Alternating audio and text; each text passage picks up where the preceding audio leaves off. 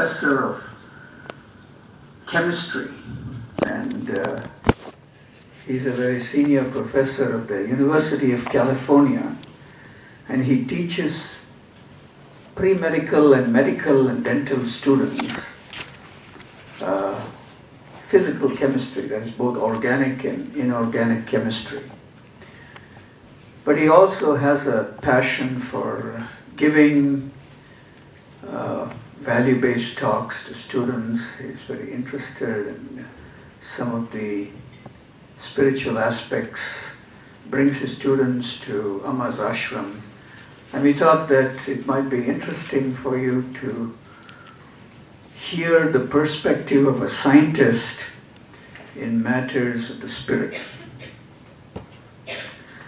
Now, Professor Andreas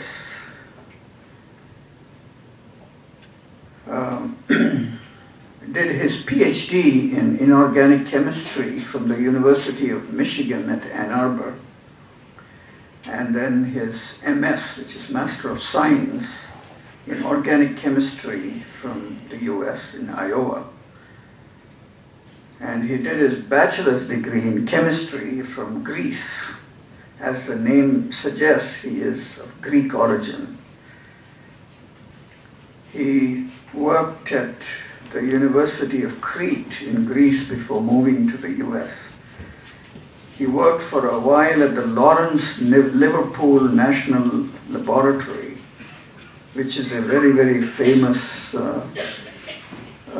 research laboratory in the United States where many of the Nobel laureates come from. So it's a very, very prestigious laboratory. He received the Inventors Award in 1994 and Excellence in Education Award for the year 2009 from the University of California at Davis. So we will now have Professor Andreas talk to you. Dr. Andreas, would you like to come up and share your wisdom with us?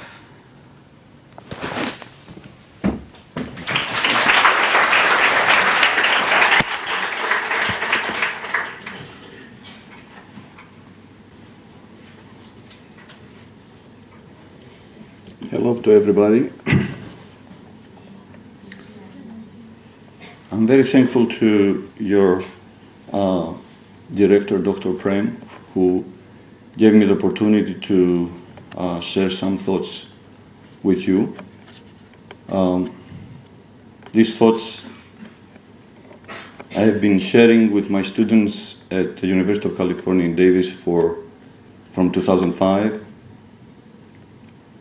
The largest fraction of my students are pre-med, pre-dental and pre-nurse, and pre-pharmacy. A very small fraction is our engineers.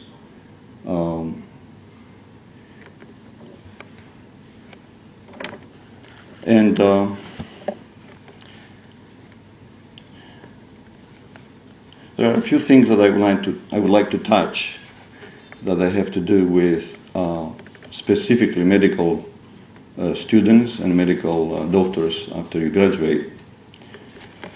As you probably know, at your age, many of us did not go to do what we like. It was basically done because of glamour, promise of high earnings, or parental influence. And because this is absolutely true, many times I say to my students during office hours and other hours that we have called life curve office hours, and also getting together at the gardens, every weekend we have gardens, the university gardens, about 4 or 5 hours talking about these things. Many times I'm telling them, if you all fulfill your wish, then the whole world has to be sick. Otherwise, you will be unemployed. So it comes to the point to say, most of you will not enter the medical school, and you know it. very few of you will enter, a very small fraction, actually. And I tell them that the first thing they need to consider is when they choose medical school, they have to have love in their hearts for people. And if it happens that they have to do it somehow because of external pressures from parents or whatever, society, they have to cultivate it. Otherwise, they will be useless in society. And this comes to me, this brings the moment to share with you a little story actually that I just read when I was at the ashram, visiting the ashram in Amrita University. And I had a tour kindly from Zwami there, the director. Gave me a few booklets there, and one of them is History of Ayurveda. And I was reading this beautiful story here I would like to share with you. Probably you already know it, maybe not. Most likely you do.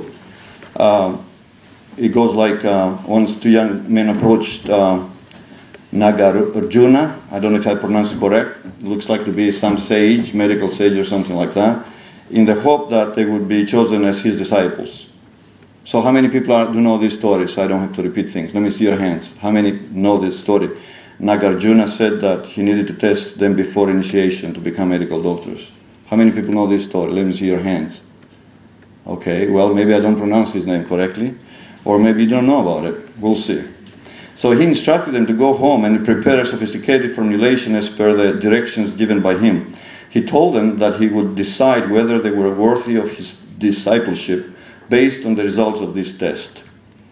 The two of them quietly went home and returned the next day. One of them had prepared the medicine as instructed by Nagarjuna.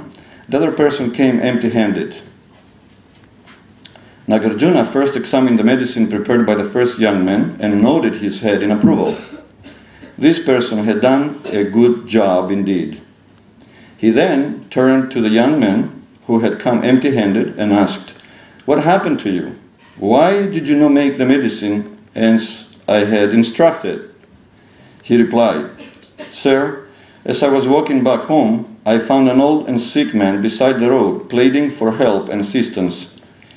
Seeing his pitiable state, I could not ignore him.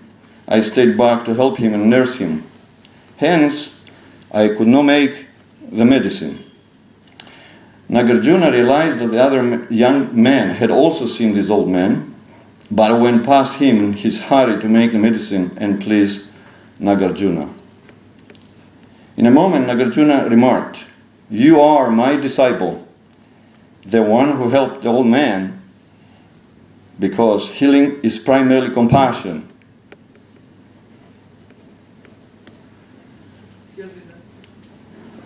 And only secondarily medicine.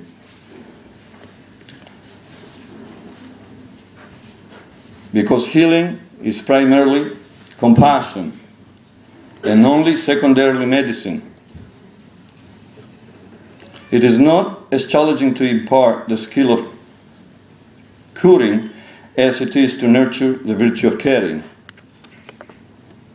And I love this story, and I'm very thankful to the great supreme power that brought me to Amrita Puri to have this little booklet in my hands, because this story is going to go very far.